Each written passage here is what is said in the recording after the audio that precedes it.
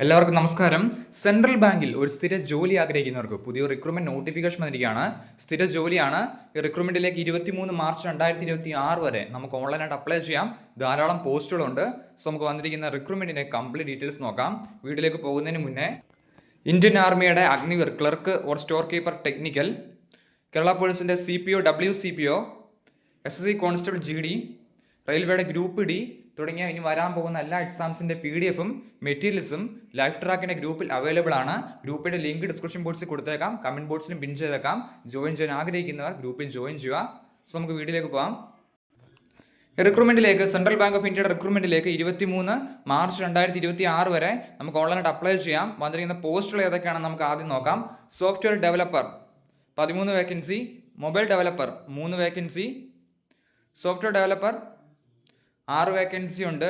DOT നെറ്റാണ്. Database administration 11 vacancy, digital channel manager അല്ലെങ്കിൽ digital application specialist 23 vacancy, Linux 14 vacancy, Windows or AD 5 vacancy, cloud manager 5 vacancy, information security, cyber security, IT governance risk 38 vacancy, network administration 5 vacancy, production support or ROC or digital support 26 vacancy ഉണ്ട്. Enterprise or integration public cloud architect 6 vacancy, develop specs of CS 4 vacancy, web server or web logic administrator 3 vacancy, data architect 2 vacancy, data engineer or data quality ETL or PL SQL or BI 15 vacancy ഉണ്ട്.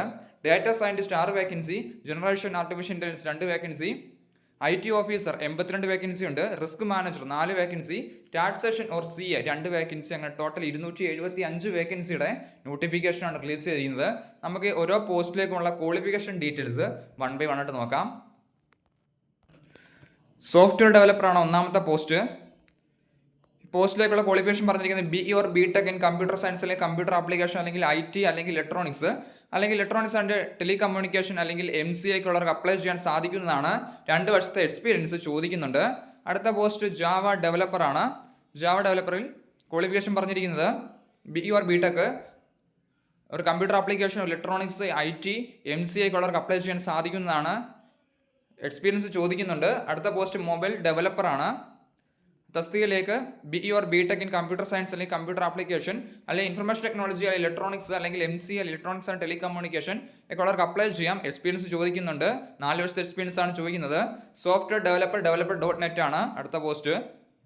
ഈ post qualification പറഞ്ഞിരിക്കുന്നത് BE or BTech ആണ്. നേരത്തെ പറഞ്ഞിരിക്കുന്ന same qualification തന്നെയാണ്. 4 വർഷത്തെ experience ആണ് ചോദിക്കുന്നത്. അടുത്ത ഡാറ്റ അഡ്മിനിസ്ട്രേഷൻ ആണ്. ഈ പോസ്റ്റ് ക്വാളിഫിക്കേഷൻ പറഞ്ഞിരിക്കുന്നത് മുന്നേ വായിച്ച ക്വാളിഫിക്കേഷൻ തന്നെയാണ്. BE or BTech in computer science, computer application, information technology, electronics അല്ലെങ്കിൽ ഇലക്ട്രോണിക്സ് ആൻഡ് ടെലികമ്മ്യൂണിക്കേഷൻ, MCA ഒക്കെ പഠിച്ചവർക്ക് അപ്ലൈ ചെയ്യാൻ സാധിക്കുന്നതാണ്. എക്സ്പീരിയൻസ് ചോദിക്കുന്നുണ്ട്. അടുത്ത പോസ്റ്റ് ഡിജിറ്റൽ ചാനൽ മാനേജർ ആണ്.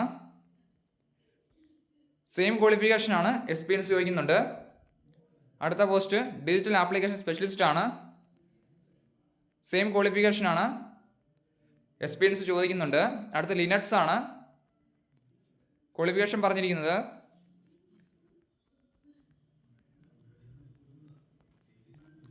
മുകളിൽ പറഞ്ഞ സെയിം ക്വാളിഫിക്കേഷൻ തന്നെയാണ്. എക്സ്പീരിയൻസ് ചോദിക്കുന്നുണ്ട്. 4 വർഷത്തെ എക്സ്പീരിയൻസ് ആണ് ചോദിക്കുന്നത്.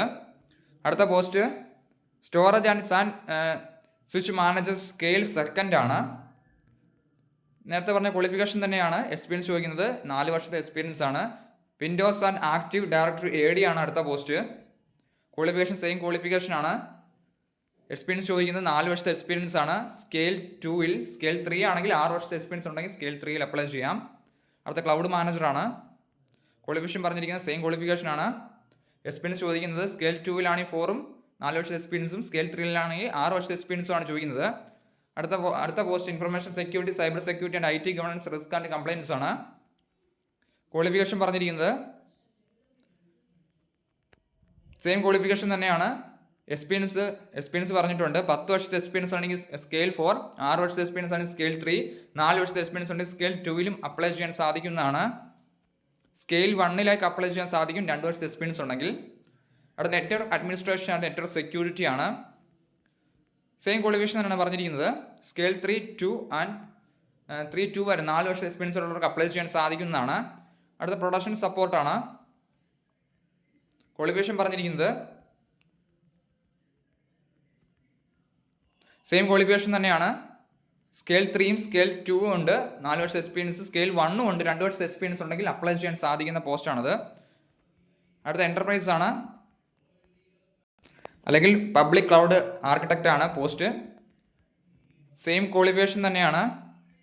സ്കെയിൽ 2 വരെയുള്ളവർക്ക് അപ്ലൈ ചെയ്യാൻ, 4 വർഷം എക്സ്പീരിയൻസ് ഉള്ളവർക്ക് അപ്ലൈ ചെയ്യാൻ സാധിക്കുന്നതാണ്. അടുത്ത പോസ്റ്റ് വെബ് സെർവർ ആണ്. സെയിം ക്വാളിഫിക്കേഷൻ ആണ്. സ്കെയിൽ 3 വരെയാണ് എക്സ്പീരിയൻസ് ചോദിച്ചിരിക്കുന്നത്. 6 വർഷത്തെ എക്സ്പീരിയൻസ് അല്ലെങ്കിൽ 4 വർഷത്തെ എക്സ്പീരിയൻസ്. സ്കെയിൽ 2 ഉണ്ട്, 4 വർഷത്തെ എക്സ്പീരിയൻസ് ഒക്കെ ഉള്ളവർക്ക് അപ്ലൈ ചെയ്യാം. ഡാറ്റ ആർക്കിടെക്റ്റ് ആണ് അടുത്ത പോസ്റ്റ്. സെയിം ക്വാളിഫിക്കേഷൻ ആണ്. സ്കെയിൽ 2 ആണ്, 4 വർഷത്തെ എക്സ്പീരിയൻസ് ആണ് ചോദിക്കുന്നത്. അടുത്ത പോസ്റ്റ് ഡാറ്റ ഗവർണൻസ് ആണ്. നേരത്തെ പറഞ്ഞ ക്വാളിഫിക്കേഷൻ തന്നെയാണ്. സ്കെയിൽ 3 ആണ് എക്സ്പീരിയൻസ് ചോദിക്കുന്നത്. 6 വർഷത്തെ എക്സ്പീരിയൻസ് ഉള്ളവർക്ക് അപ്ലൈ ചെയ്യാം. അടുത്ത പോസ്റ്റ് റിസ്ക് മാനേജറാണ്. MBA അല്ലെങ്കിൽ MMS ഇൻ ഫിനാൻസ് അല്ലെങ്കിൽ ബാങ്കിങ് അല്ലെങ്കിൽ ഇക്വലന്റ് അല്ലെങ്കിൽ post graduate diploma in finance അല്ലെങ്കിൽ banking, post graduate diploma in banking and finance അല്ലെങ്കിൽ ഇക്വലന്റ് അല്ലെങ്കിൽ പോസ്റ്റ് ഗ്രാജുവേറ്റ് ഇൻ സ്റ്റാറ്റിക്സ് ഒക്കെ ഉള്ളവർക്ക് അപ്ലൈ ചെയ്യാൻ സാധിക്കുന്നതാണ്. എക്സ്പീരിയൻസ് പറഞ്ഞിരിക്കുന്ന 3 വർഷത്തെ എക്സ്പീരിയൻസ് ആണ്. അടുത്ത റിസ്ക് മാനേജറാണ്. MBA അല്ലെങ്കിൽ MMS അല്ലെങ്കിൽ post graduate diploma in banking ഒക്കെ പഠിച്ചവർക്ക് അപ്ലൈ ചെയ്യാം. 60% മാർക്ക് നിർബന്ധമായിട്ടും ഉണ്ടായിരിക്കണം. എക്സ്പീരിയൻസ് ആവശ്യമില്ല എന്ന് പറഞ്ഞിട്ടുണ്ട്. Risk manager junior management grade 1ലേക്ക് എക്സ്പീരിയൻസിൻ്റെ ആവശ്യമില്ല. അടുത്ത ടാക്സേഷൻ ആണ്. CA ആണ്. ICAI പാസ്സായവർക്ക് pass in final examination of the institute of chartered accountant of India, disable ആയിട്ട് 2 വർഷത്തെ എക്സ്പീരിയൻസ് ഒക്കെ ഉള്ളവർക്ക് അപ്ലൈ ചെയ്യാൻ സാധിക്കുന്നതാണ്. അടുത്ത ഏജ് ലിമിറ്റ് പറഞ്ഞിരിക്കുന്നത് സ്കെയിൽ 4ലേക്ക് അപ്ലൈ ചെയ്യുകയാണെങ്കിൽ 45 വയസ്സാണ്. സ്കെയിൽ 1 ആണെങ്കിൽ 30 വയസ്സ് വരെ, സ്കെയിൽ 2 35, സ്കെയിൽ 3 35 ആണ്. സ്കെയിൽ 4 ആണെങ്കിൽ 45 വയസ്സ് വരെ ഉള്ളവർക്ക് അപ്ലൈ ചെയ്യാൻ സാധിക്കുന്നതാണ്. ഏജ് റിലാക്സേഷൻ ലഭിക്കുന്നതാണ് എന്ന് പറഞ്ഞിട്ടുണ്ട്. നമുക്ക് സാലറി സ്കെയിൽ നോക്കാം. സ്കെയിൽ 1ലാണെങ്കിൽ 42,480 രൂപ ബേസിക് മുതൽ 87,920 വരെ സാലറി ലഭിക്കുന്നതാണ്. സ്കെയിൽ 2ലാണെങ്കിൽ ബേസിക് 64,820 മുതൽ 93,960 വരെയും, സ്കെയിൽ 3ലാണെങ്കിൽ 87,920 മുതൽ 1,05,280 രൂപ വരെയും, സ്കെയിൽ 4ലാണെങ്കിൽ 1,02,300 രൂപ മുതൽ 1,20,940 രൂപ വരെയും ബേസ് സാലറി ലഭിക്കുന്നതാണ്. ഇതുകൂടാതെ ധാരാളം അലവൻസുകളും ലഭിക്കുന്നതാണ്. സോ അപ്ലൈ ചെയ്യാൻ ആഗ്രഹിക്കുന്നവർ അപ്ലൈ ചെയ്യുക. നോട്ടിഫിക്കേഷൻ ഡൗൺലോഡ് ചെയ്യണമെങ്കിൽ ഡിസ്ക്രിപ്ഷൻ ബോക്സിൽ കൊടുത്തേക്കാം. എന്തെങ്കിലും സംശയം ഉണ്ടെങ്കിൽ കമൻറ്റ് ചെയ്യുക. താങ്ക്